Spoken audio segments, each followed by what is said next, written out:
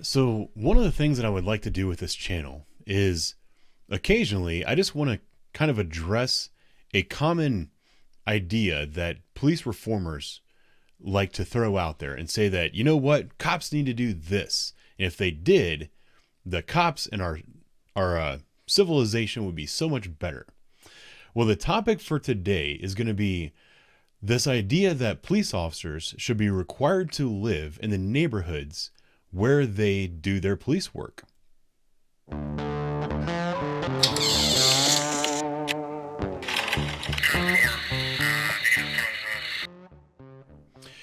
So on the topic of should police officers be forced to live, sorry, I got something in my eye. Should they be forced to live in the area, in the neighborhood where they police? You know, like that's a very common thing. Especially when some of these larger cities and these people do these audits and they find out that the majority of the police officers live outside the city limits of this jurisdiction where they work. And they get all offended by this and they go crazy. And they think that, I'm not exactly sure, but I guess I understand the idea behind saying, hey, well, their perspective is that cops are corrupt and that they make poor decisions and that they don't have to deal with the ramifications of their corrupt decisions. That's the vantage point that these people are coming from. And they believe that if police officers were forced to live in these neighborhoods, they would not be so brutal towards the community because they would have to answer for that. I get that perspective, but it's based on a false premise, the whole excessive brutality thing, that it doesn't exist, especially not in the way they think it does. But there are some things from the perspective of a police officer that they're not taking into account when they come up with these ideas. And that's what I'm going to talk about today, because I can tell you as a police officer, I'm as light-handed as they come.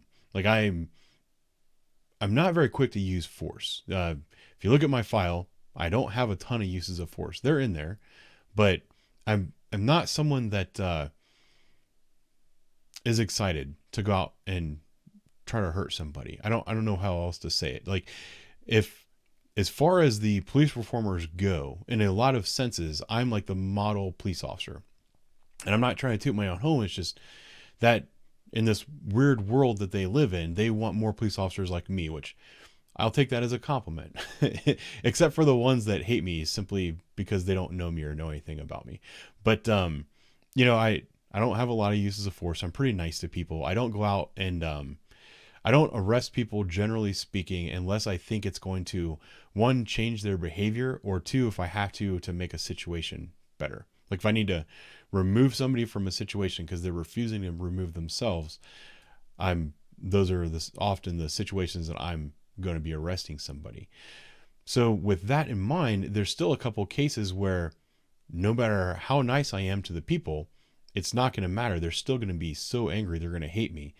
And I don't necessarily want those people living down the road from me. The first example that I want to bring up is going to be domestic violence. There was I'll use this guy for an example a couple of times, but on the Joe Rogan podcast a couple years ago, I can't remember the guy's name. I think he was Hispanic, because I think now he no longer works for Chicago PD. I think he either works for the federal government or he works for the Mexican government trying to lock down the cartels. I can't quite remember 100%.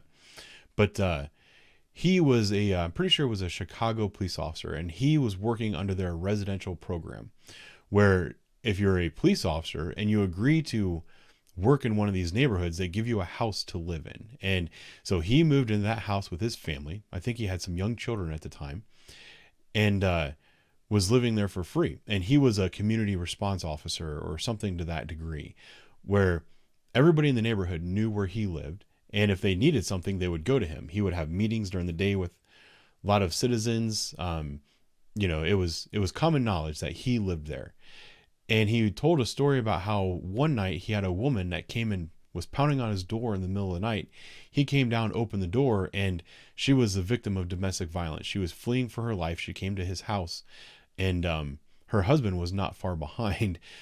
Luckily, fortunately for her, he was there, and he was able to kind of guide her through this situation safely. But the flip side of that is, I go to a lot of houses for domestic violence calls, and I can't tell you a single time I've ever arrested someone for domestic violence and they said, you know what, Officer Ben, I was 100% wrong. I should not have done that.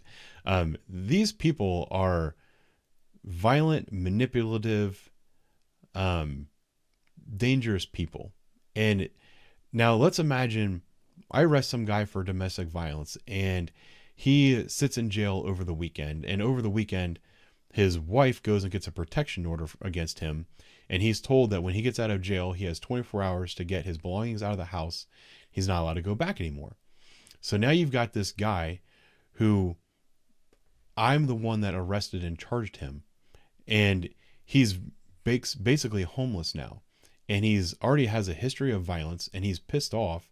Homeless. He doesn't get to see his wife. He doesn't get to see his kids. He doesn't sleep in his bed, doesn't get to eat the food that he likes to eat. He's sleeping on his buddy's couches. Who knows? And he knows that I'm the guy that arrested him, and I live right down the block. That's not a very safe situation for someone like me. And then you think about all the different like drug dealers and gang members and all that other kind of stuff. That Chicago police officer on the Joe Rogan Experience, he told a similar story to that as well, where he was talking about how he came home one night and there were people hiding behind. I think they had 2 cars in the driveway. There were people hiding behind the other car. They jumped out and they exchanged gunfire. I can't remember. I don't believe he was ever struck, but there was a gunfight that happened at his house. And the only reason that happened is because he was a police officer and he was actively trying to stop these people from selling drugs in his neighborhood, which what he was doing was trying to benefit the whole neighborhood and make the neighborhood better, but it put him in a very dangerous position. And I think it's unfair to ask police officers to live in those conditions. When I get home at the end of the night, or when I was on third shift, when I came home in the morning, I think I deserve the opportunity. Like, when I'm at work, I'm kind of always on guard. Everywhere I go, even if I'm doing paperwork and I go to some far remote parking lot, I'm sitting in the back corner with nothing but fences behind me and nobody can possibly find me.